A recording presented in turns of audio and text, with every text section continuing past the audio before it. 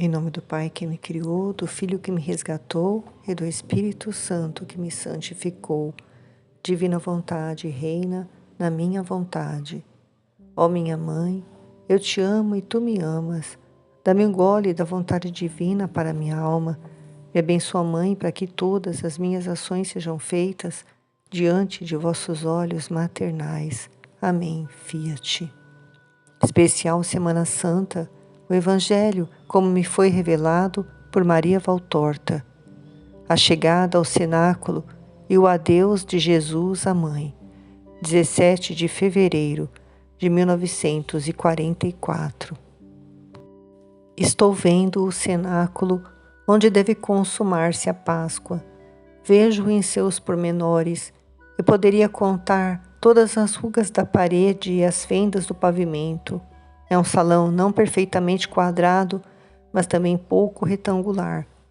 Deve haver uma diferença de 1 metro ou pouco mais no máximo entre o lado mais comprido e o mais curto. O forro é baixo, talvez ele assim pareça, porque a largura não corresponde à altura.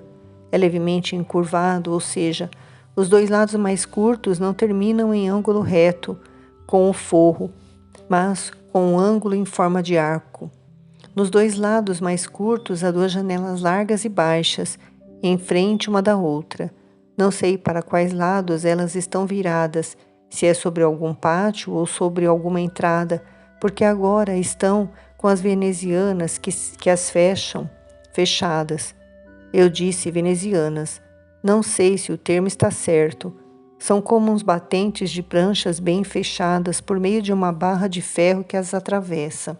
O pavimento é de tijolos largos, de argila cozida, que o tempo fez ficar pálidos e quadrados.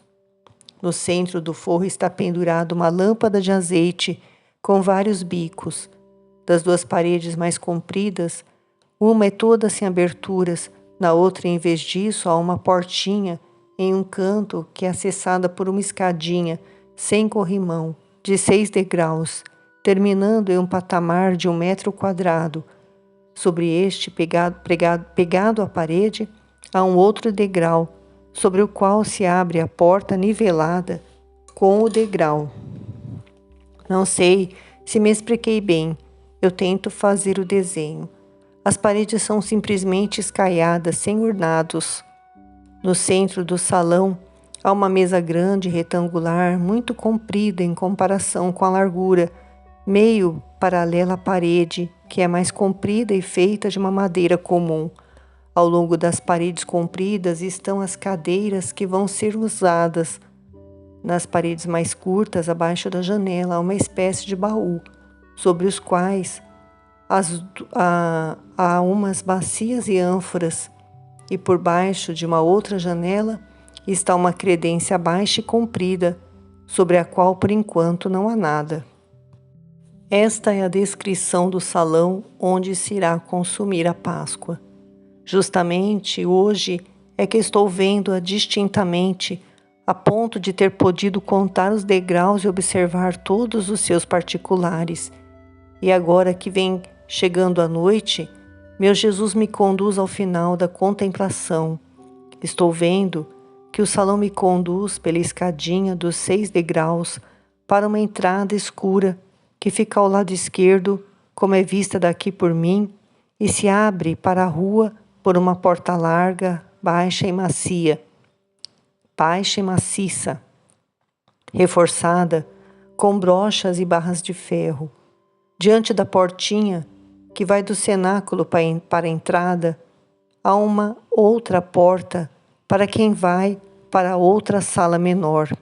Eu diria que o cenáculo foi feito num lugar escavado sobre um desnível do terreno, pelo que se vê do resto da casa e da rua, e é como um meio aterro, uma sala meio subterrânea, que precisou ser limpa e adaptada, mas que sempre ficou mergulhada a 1 bom metro no solo, talvez para torná-la mais alta e proporcionada ao tamanho do conjunto.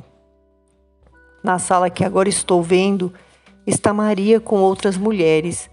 Destas, eu reconheço Madalena e Maria, mãe de Tiago, de Judas e de Simão. Parece que elas acabaram de chegar, conduzidas por João, porque estão tirando os seus mantos, pondo-os dobrados sobre os banquinhos espalhados pela sala, enquanto saúdam o apóstolo que vai saindo, uma mulher e um homem que foram ao seu encontro quando chegaram, e que eu tenho a impressão de que são os donos da casa e discípulos, ou que simpatizam com o Nazareno, pois eles estão cheios de atenções e com uma atenção respeitosa para com Maria. Ela está vestida com um azul celeste escuro, um azul quase anil muito escuro. Está com um véu branco na cabeça que parece quando ela tira o manto que lhe cobre a cabeça. Ela está com o rosto muito emagrecido, parece envelhecida. Está muito triste, ainda que sorria com doçura, mas está muito pálida. Até os seus movimentos são cheios de cansaço e de incerteza, como os de uma pessoa que está absorta em algum pensamento. Pela porta semiaberta, vejo que o proprietário vai e vem pela entrada e pelo cenáculo que ele está iluminando completamente, acendendo os últimos bicos da lâmpada. Depois ele vai até a porta que dá para a estrada e a abre para que Jesus entre com os apóstolos. Vejo que já chegou o entardecer, pois as sombras da noite já vêm descendo pela rua estreita, por entre as casas altas, e ele está com todos os apóstolos. Jesus cumprimenta o proprietário com a sua habitual saudação: a paz a esta casa. E depois, enquanto os apóstolos vão descendo para o cenáculo, ele entra na sala onde está Maria. As piedosas mulheres o saúdam com profundo respeito e deixam à vontade a mãe e o filho. Jesus abraça sua mãe e a beija na fronte. Maria beija antes a mão do seu filho e depois a face direita.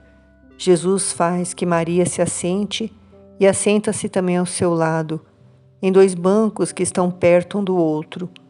Ele a faz sentar-se, acompanhando-a até o banco, levando-a pela mão, e continua a segurar a mão dela mesmo depois de ela ter se sentado.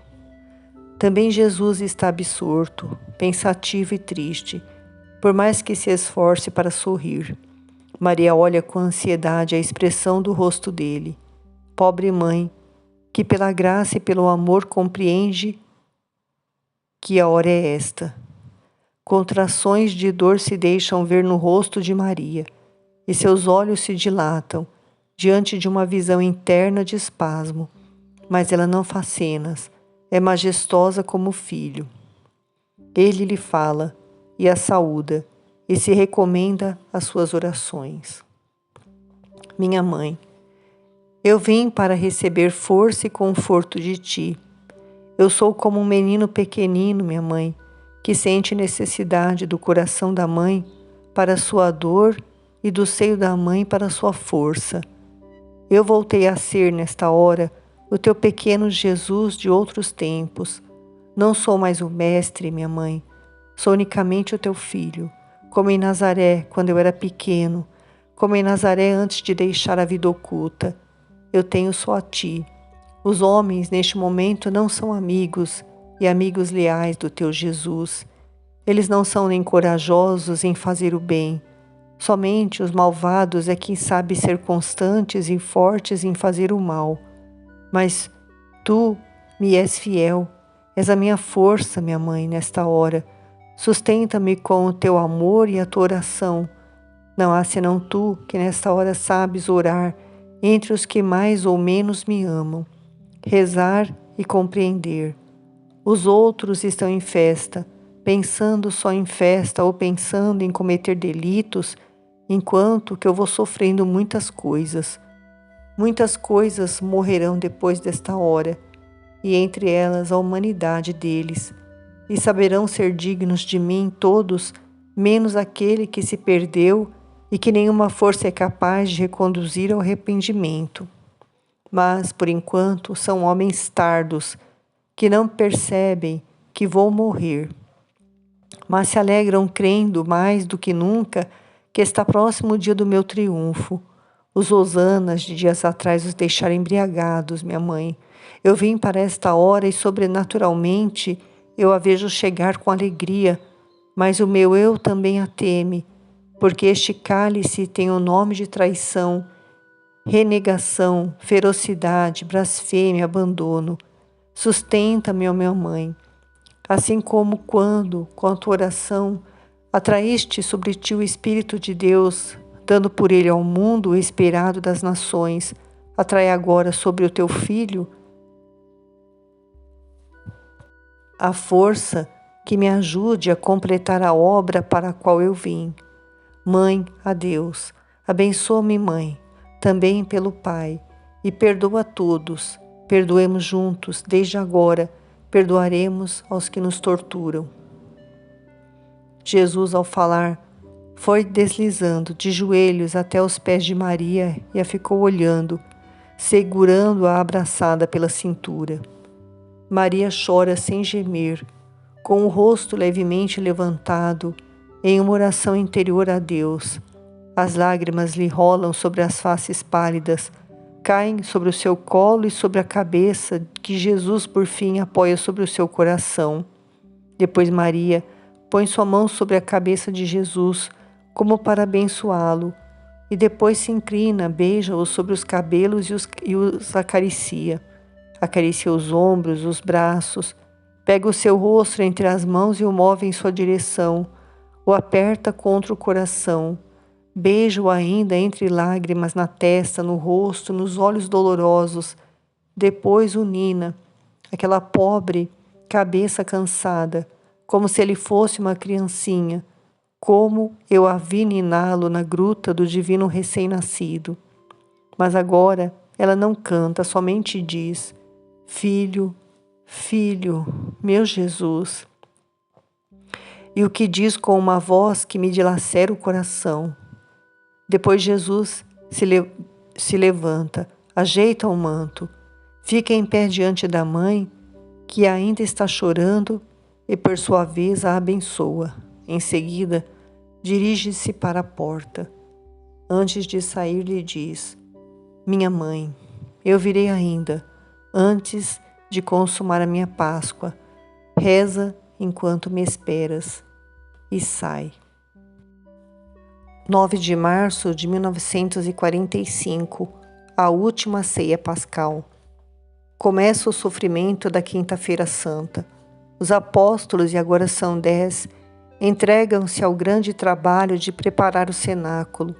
Judas, sobre a mesa, verifica se há azeite em todos os globos do grande lustre, que parece ser uma corola de fúcsia dúpria, porque tem uma haste rodeada por 5 luzes em umas ampolas semelhantes a pétalas, e mais abaixo, fazendo um segundo círculo, há toda uma pequena coroa de chamas, e depois, finalmente, há 3 lâmpadas delgadas, suspensas por correntes que se parecem com os pístulos da luminosa flor. Depois ele desce, dando um pulo, e vai ajudar André a dispor com arte os pratos na mesa sobre a qual está estendida uma magnífica toalha. Eu ouço André que está dizendo: Que lindo linho!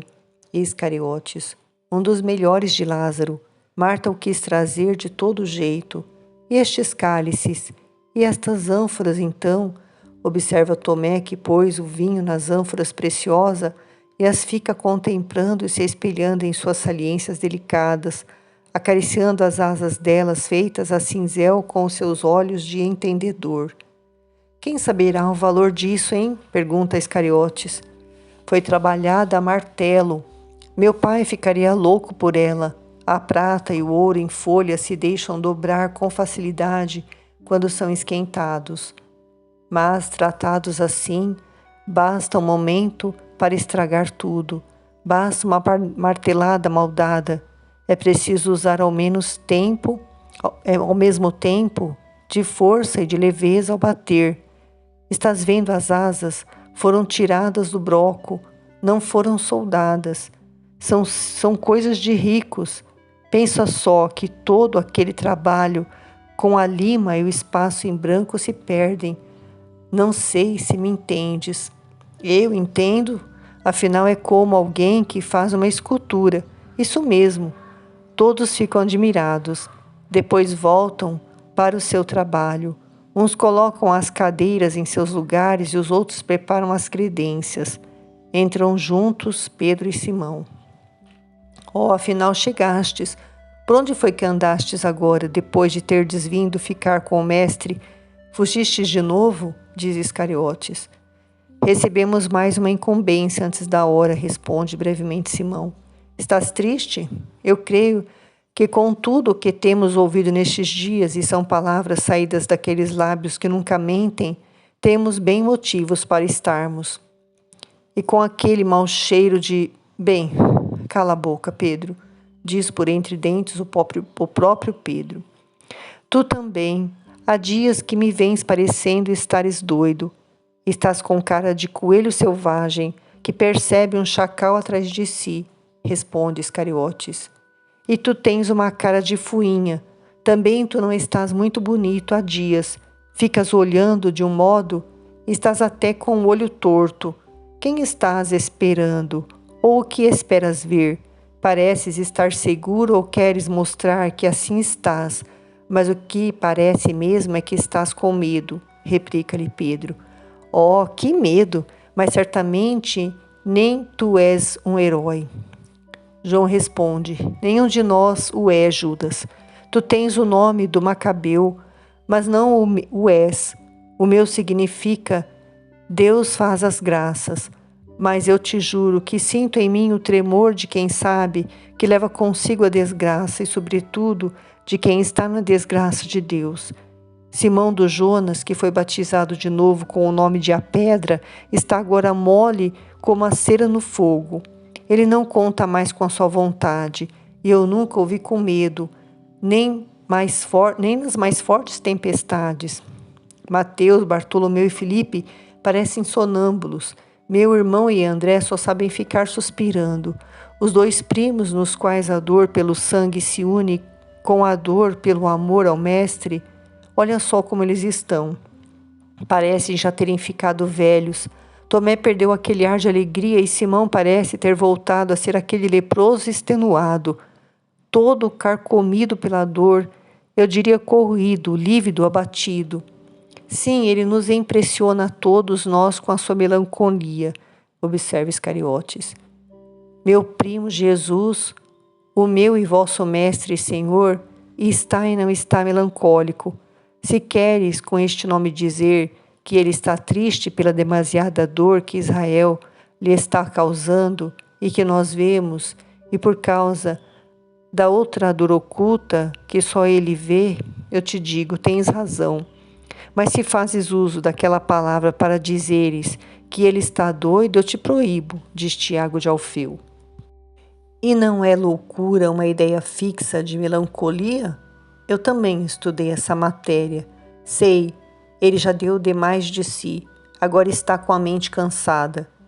Isso quer dizer demente, não é verdade? Pergunta o outro primo Judas, aparentemente calmo. Isso mesmo. Tinha visto corretamente o teu pai, justo de santa memória, com o qual tanto te pareces na justiça e sabedoria. Jesus, triste destino de uma casa ilustre, mas velha demais, é atacada pela senilidade psíquica. Sempre teve uma tendência para essa doença. É suave a princípio, mas depois vai ficando sempre mais agressiva. Tu viste como ele atacou os fariseus e os escribas, os saduceus e os herodianos? Ele tornou sua vida impossível, como um caminho que está coberto de lascas de quartzo, e ele mesmo foi quem as espalhou. Nós o amamos tanto que o nosso amor a ele para nós serviu de véu, mas aqueles que o amaram, não de modo idolátrico, como teu pai, o teu irmão José e Simão no começo, viram que era certo. Nós deveríamos ter aberto os olhos diante das palavras deles, mas ao contrário, todos somos seduzidos por aquele seu doce fascínio de doente. E agora, mas Judas Tadeu, que é da altura de Iscariotes, está justamente na frente dele e parece que o está ouvindo em paz. Tem um gesto violento. e com as costas da mão lhe dá uma violenta pancada, jogando Judas de costas sobre uma das cadeiras.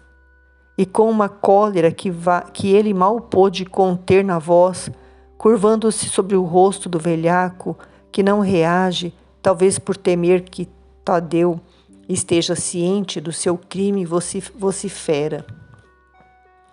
Isto é pela demência, o animal rastejador, e é somente porque ele está ali, e hoje é a tarde de Páscoa, que eu não te esgano. Mas pensa bem, se lhe acontecer algum mal, e se ele não estiver presente para deter a minha força, ninguém te salvará.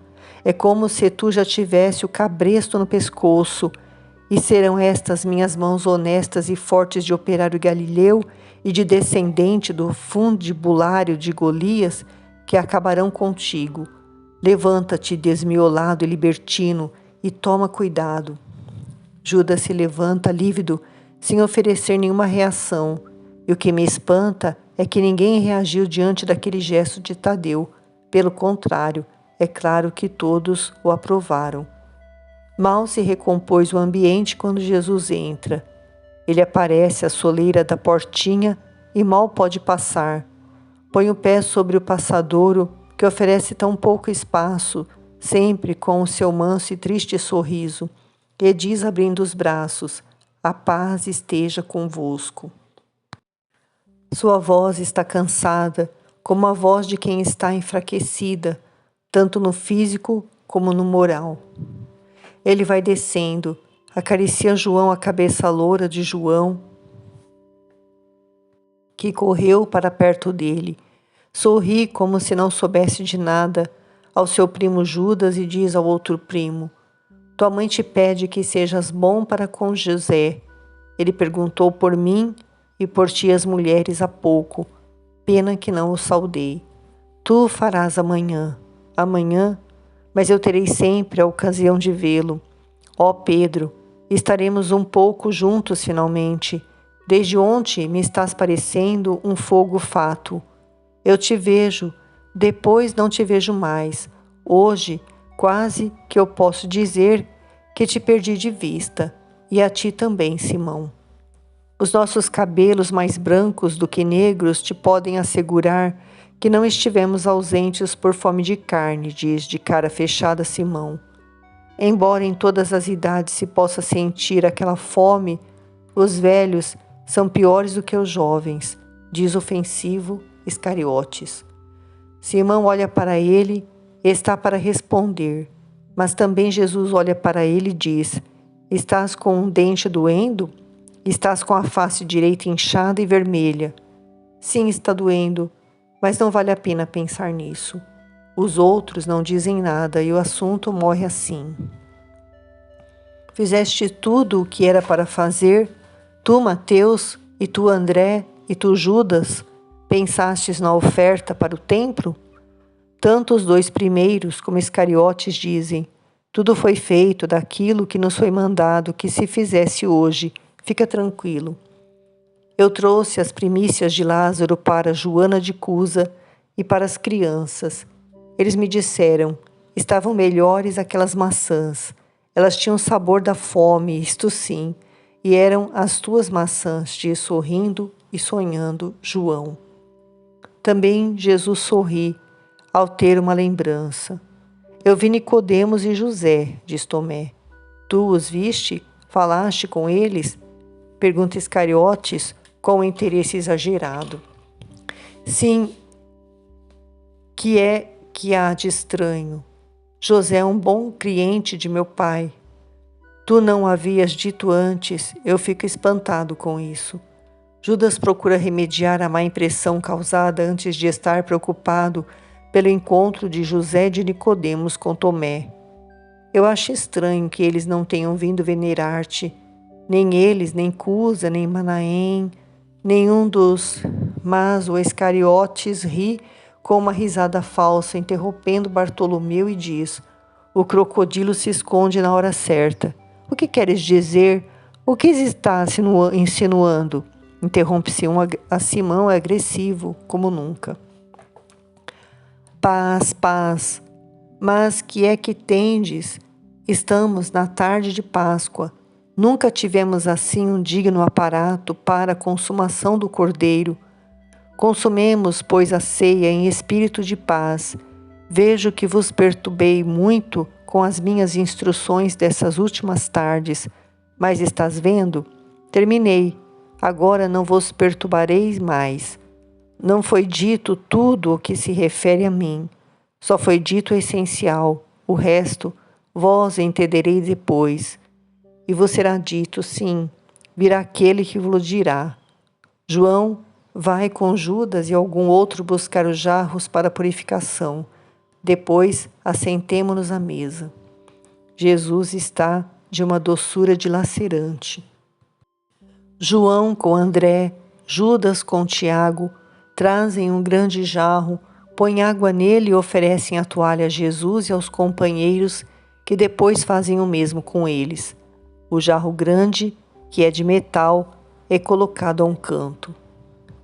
E agora, cada um em seu lugar, eu aqui e aqui à direita, João, e do outro lado Tiago. São eles os 2 primeiros discípulos. Depois de João, a minha pedra forte, e depois de Tiago, aquele que é como o ar, não se deixa perceber, mas sempre está presente e traz conforto, é André. Perto dele o meu primo Tiago. Tu não fiques sentido, meu doce irmão. Se eu dou o primeiro lugar aos primeiros, tu és o sobrinho do justo, cujo espírito palpita e para sobre mim, e nesta tarde mais do que nunca. Que tenhas a paz, ó Pai de minha fraqueza de menininho, carvalho a cuja sombra se abrigaram a mãe e o filho, que tenhas a paz. Depois vem Pedro, Simão. Simão, vem cá por um momento. Eu quero fitar o teu rosto leal. Depois eu te verei mal, porque os outros cobrirão a tua face honesta. Obrigado, Simão, por tudo. E o beija. Simão, quando é deixado, vai para o seu lugar, levando por um momento as mãos ao rosto, como num gesto de aflição. Na frente de Pedro fica o meu Bartolomeu. São 2 honestidades e 2 sabedorias que se olham como no espelho, uma à outra. Estão bem os 2 juntos. E perto deles, tu, Judas, meu irmão, assim eu te vejo. E me parece estar em Nazaré, quando alguma festa reunia todos nós ao redor da mesa. Também em Caná, tu te lembras? Estávamos juntos, uma festa de núpcias. O primeiro milagre, a água transformada em vinho. Hoje também é uma festa, e hoje também haverá um milagre. O vinho mudará de natureza e será... Jesus se imerge em seu pensamento, de cabeça baixa. É como se estivesse se isolado em seu mundo secreto. Os outros olham para ele e nada dizem.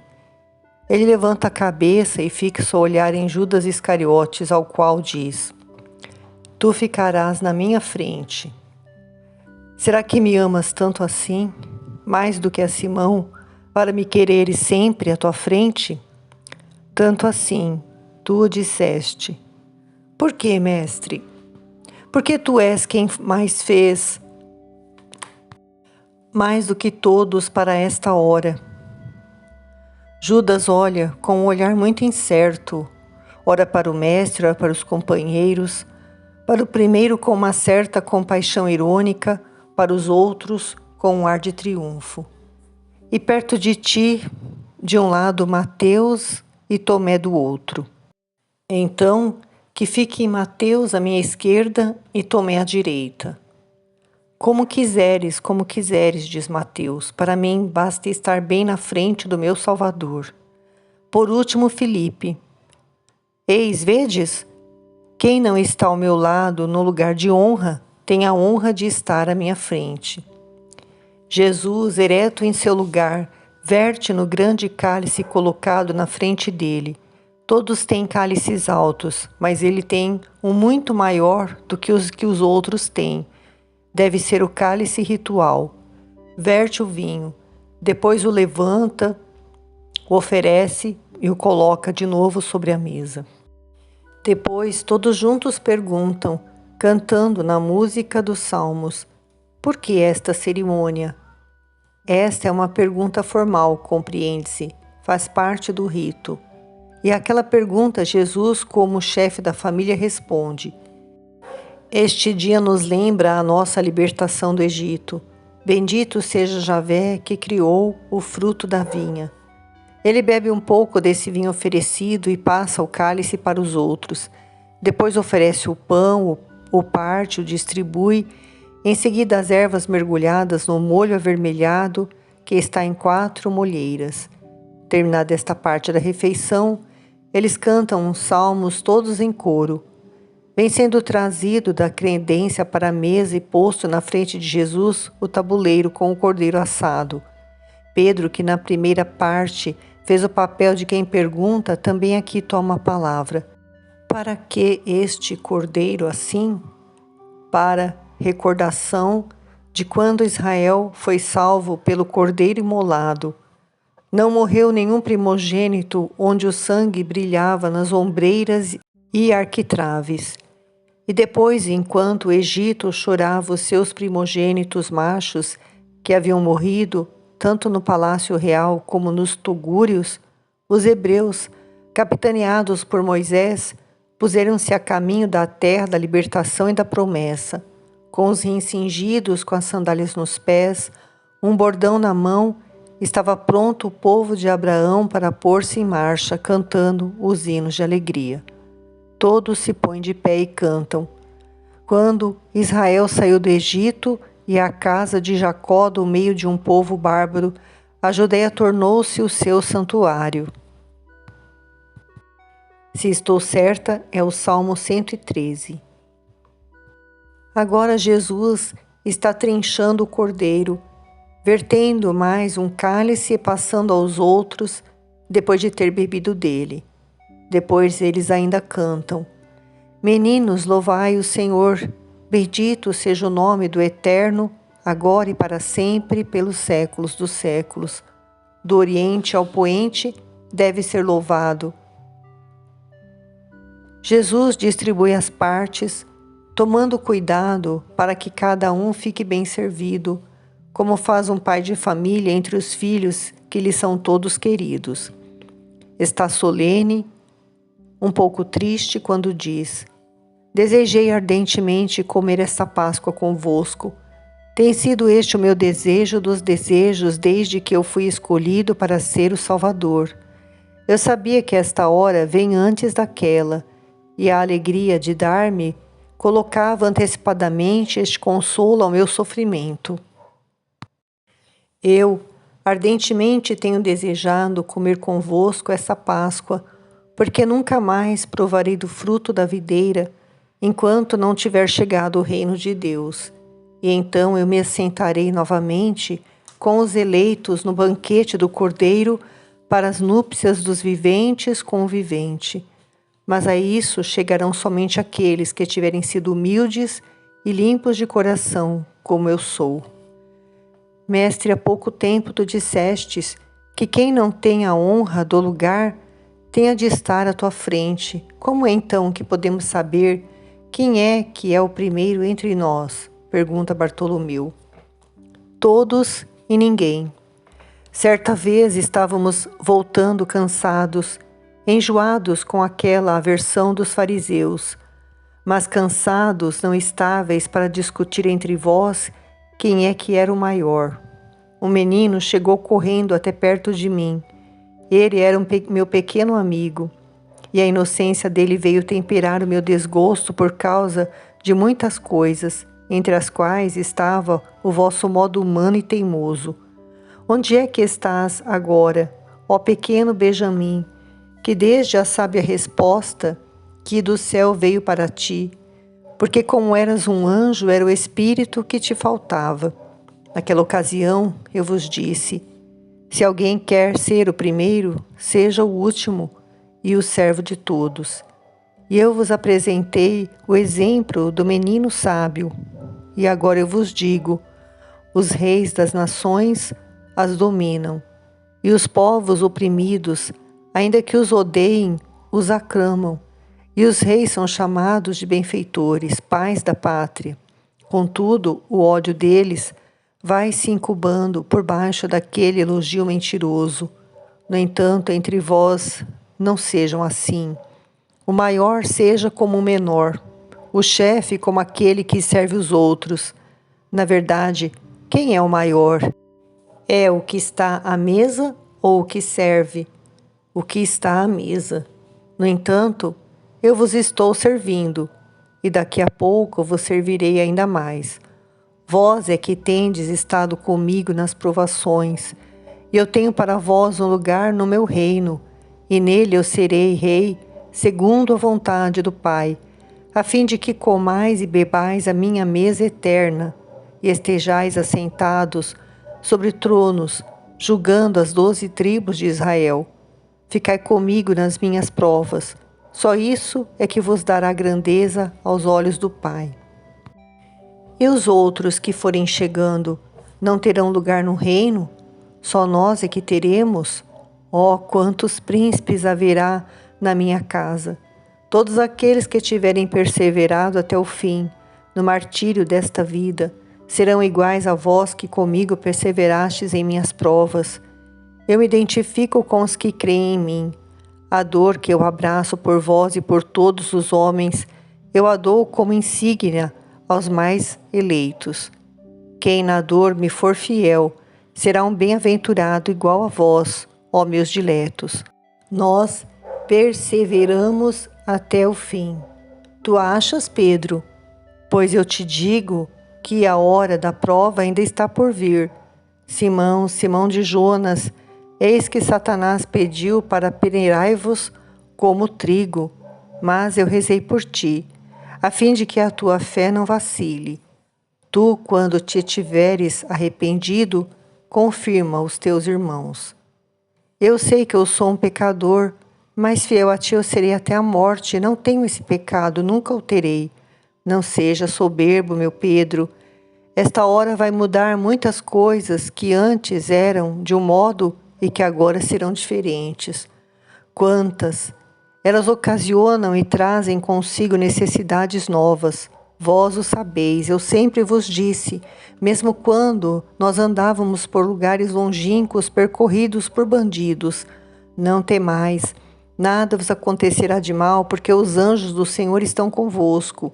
Não vos preocupeis com coisa alguma. Lembrai-vos de quando eu vos dizia: não vos preocupeis com o que tendes para comer e com as vossas vestes. O Pai não sabe de que é que precisamos?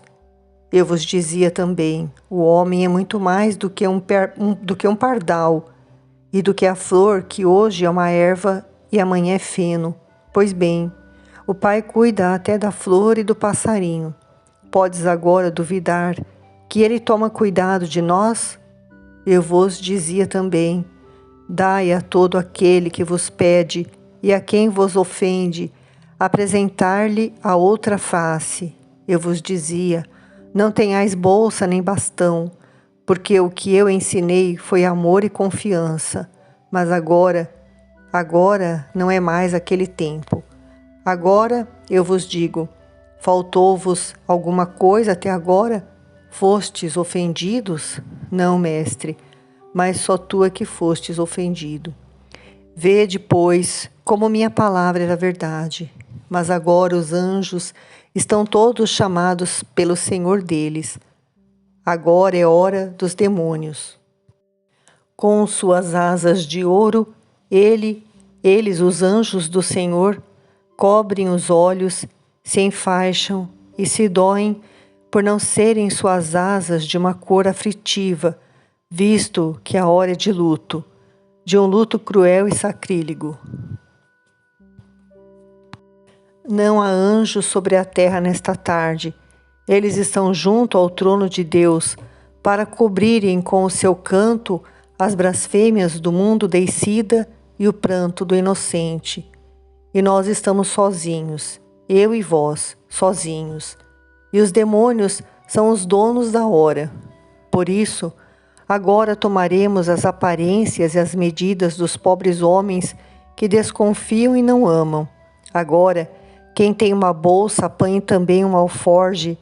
Quem não tem espada, venda o seu manto e compre uma, porque isto também está dito sobre mim nas Escrituras, e se deve cumprir. Ele foi contado entre os malfeitores. Em verdade, tudo o que diz respeito a mim chega ao fim. Simão, que se levantou e foi ao banco onde havia colocado o seu rico manto, pois nesta tarde estão todos com suas melhores vestes e por isso estão com punhais tauxiados, mas muito curtos, que são mais umas facas do que uns punhais em suas ricas cinturas.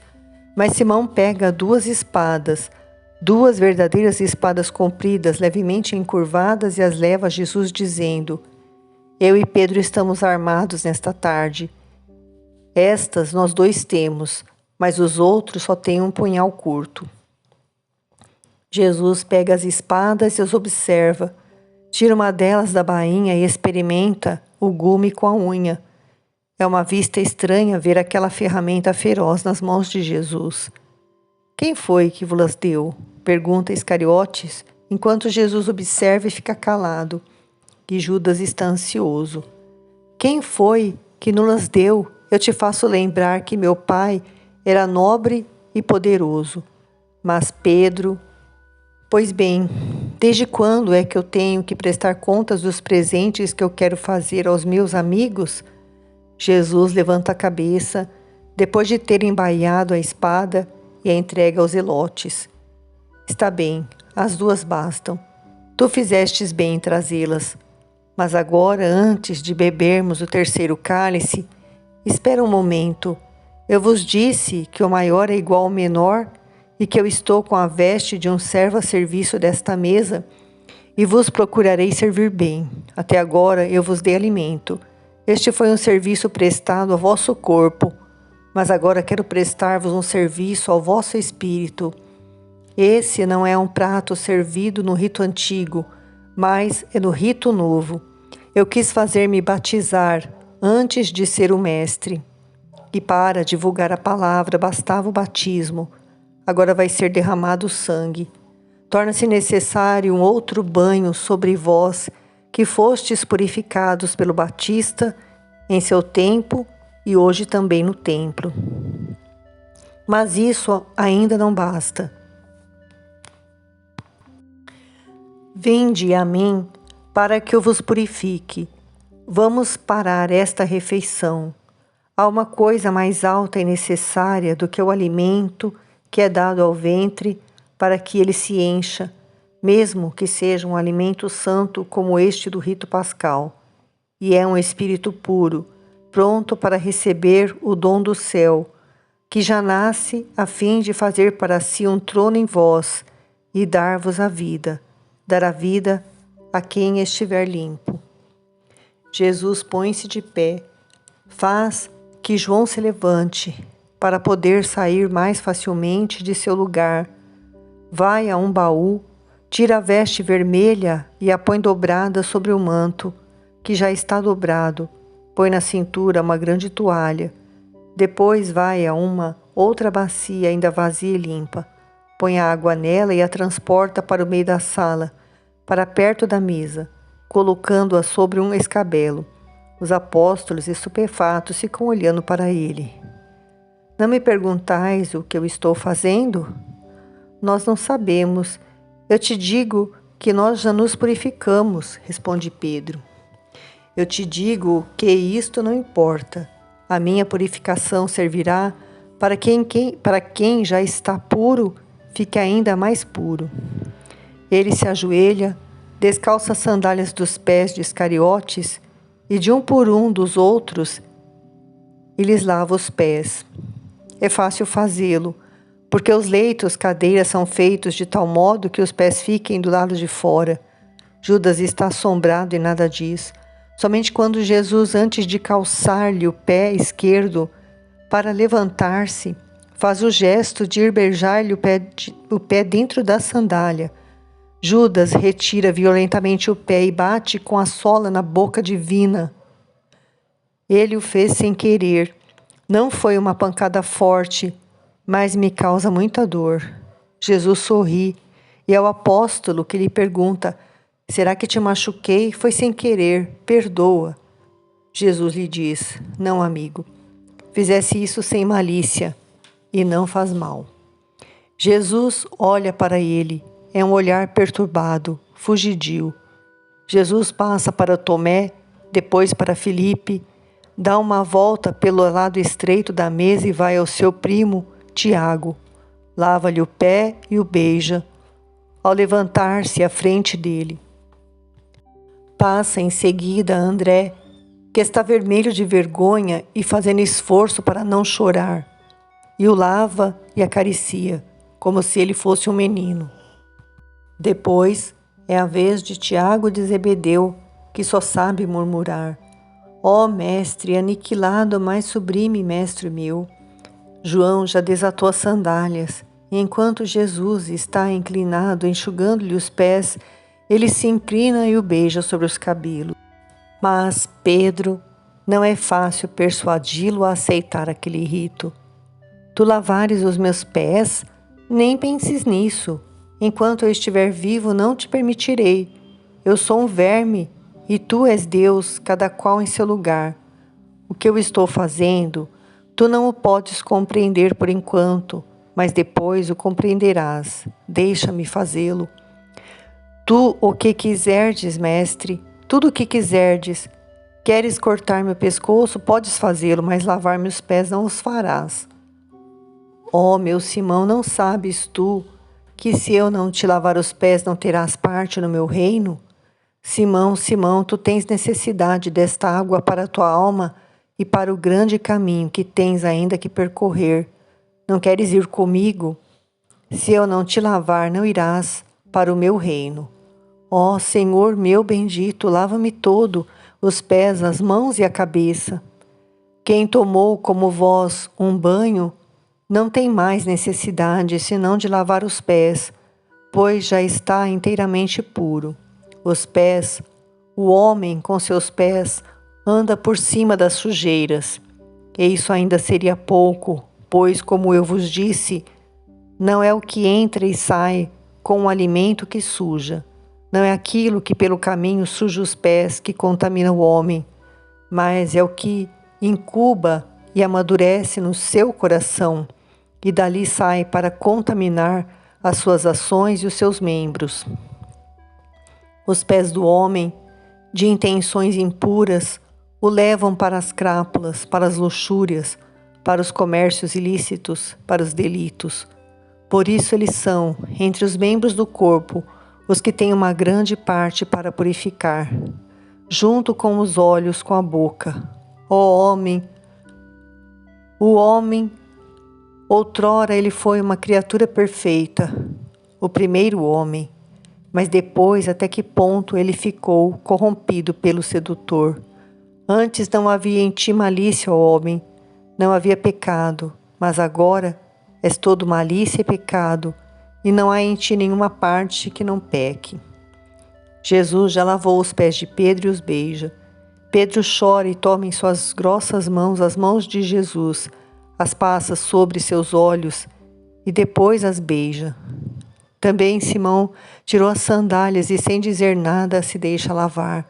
Mas depois, quando Jesus vai passar para Bartolomeu, Simão se ajoelha e lhe beija os pés, dizendo: purifica-me da lepra do pecado, como me purificaste da lepra do corpo, a fim de que eu não seja confundido na hora do juízo, meu Salvador. Não tenhas medo, Simão. Tu irás para a cidade celeste, mais branco do que a neve dos Alpes. E eu, Senhor, ao teu velho Bartolomeu, que é que dizes? Tu me viste sob a sombra da figueira e leste no meu coração, e agora que é que estás vendo? E onde me estás vendo? Encoraja este pobre velho que tem medo de não ter força nem tempo para chegar a ser como tu queres que sejamos. Bartolomeu está muito comovido.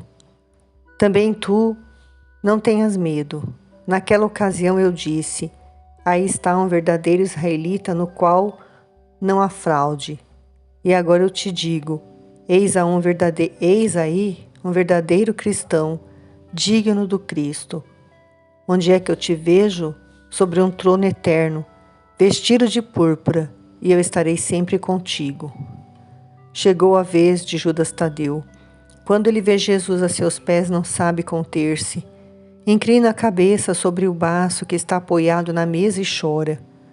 Não chores, meu querido irmão, agora és como alguém que precisa suportar a ruptura de um nervo e te parece que não a vais poder suportar.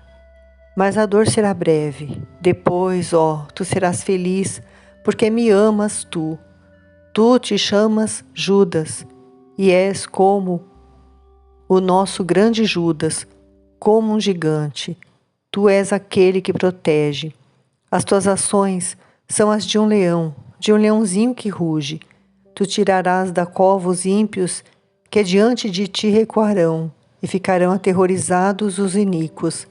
Uma eterna união formará e tornará perfeito o nosso parentesco no céu.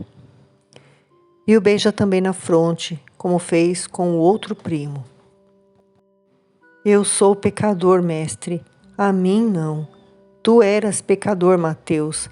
Agora és o apóstolo. Tu és uma minha voz. Eu te abençoo. Estes pés por quantos caminhos passaram para virem sempre para a frente, para Deus. Tua alma os esporeava e eles iam deixando todos os caminhos que não fossem o meu caminho. Vai para a frente. Sabes onde é que termina a senda? No seio do Pai, meu e teu. Jesus terminou. Ele tira a toalha da cintura e lava as mãos em água limpa. Torna a vestir-se, volta para o seu lugar e diz, enquanto vai se assentando em sua cadeira: agora estáis puros, mas não todos, somente aqueles que tiveram vontade de estar assim. Jesus olha fixamente para Judas, que fica parecendo que não ouve, ocupado em explicar ao companheiro Mateus como foi que seu pai se decidiu a mandá-lo para Jerusalém. Uma explicação inútil que só tem por único fim dar um pretexto a Judas, que por mais ousado que seja deve estar sentindo-se fora do lugar. Jesus verte pela terceira vez no cálice comum. Depois ele bebe e faz que o bebam. Em seguida, entoa um cântico e os outros lhe fazem coro. Eu me regozijo, porque o Senhor ouve a voz de minha oração, porque volta os seus ouvidos para mim. Eu o invocarei por toda a minha vida, pois me haviam cercado as angústias da morte. Salmo 114, me parece. Um instante de espera, depois continua a cantar. Eu tive fé e por isso falei, mas eu estava profundamente humilhado, e por isso dizia naquele meu desvario, todo homem é mentiroso. E olha fixamente para Judas. A voz do meu Jesus, já cansada esta noite, recomeça suave quando ele exclama: é preciosa na presença de Deus a morte dos seus santos, e tu despedaçastes as minhas correntes.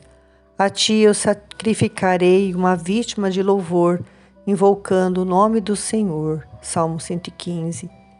Depois de uma breve pausa no canto, ele recomeça: louvai todos ao Senhor, ó nações, todos os povos louvai-o, porque se estabeleceu sobre vós a sua misericórdia, e a verdade do Senhor dura para sempre.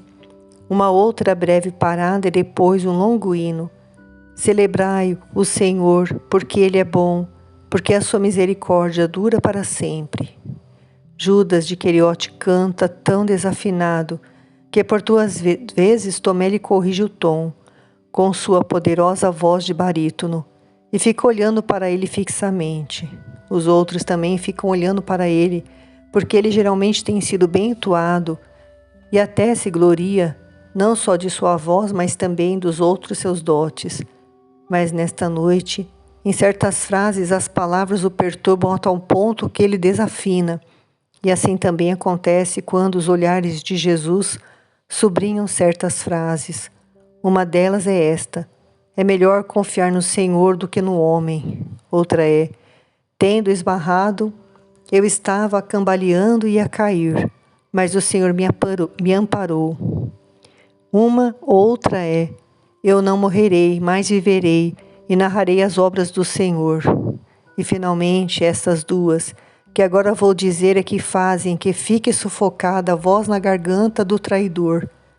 A pedra, rejeitada pelos construtores, tornou-se a pedra angular, e bendito que venha em nome do Senhor.